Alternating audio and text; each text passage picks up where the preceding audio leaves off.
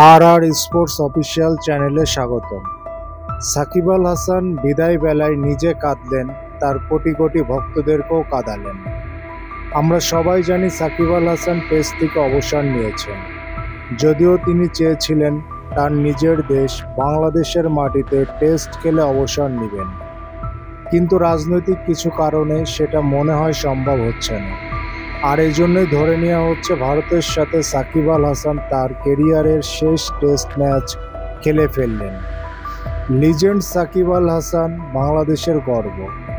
বিশ্বের সেরা 5 জন অলরাউন্ডারের মধ্যে তিনি একজন।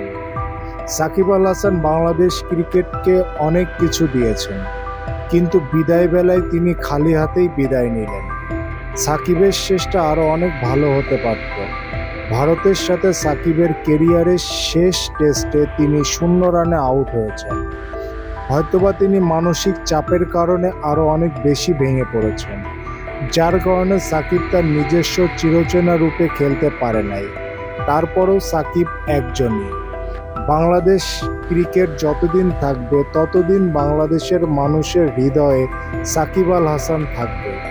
বিদায় বেলায় ভারতের কিংবদন্তি প্লেয়ার বিরাট কোহলির কাছ থেকে সম্মান হিসেবে একটি ব্যাট উপহার পেয়েছেন এই বিশ্বসেরা অলরাউন্ডার। কানপুরে ভারতের সাথে টেস্ট ম্যাচে সাকিব আল হাসানের সাদা পোশাকে খেলা শেষ টেস্ট হয়ে গেল। বাংলাদেশের কিংবদন্তি বিশ্বসেরা অলরাউন্ডার সাকিব আল হাসানের জন্য শুভকামনা রইল।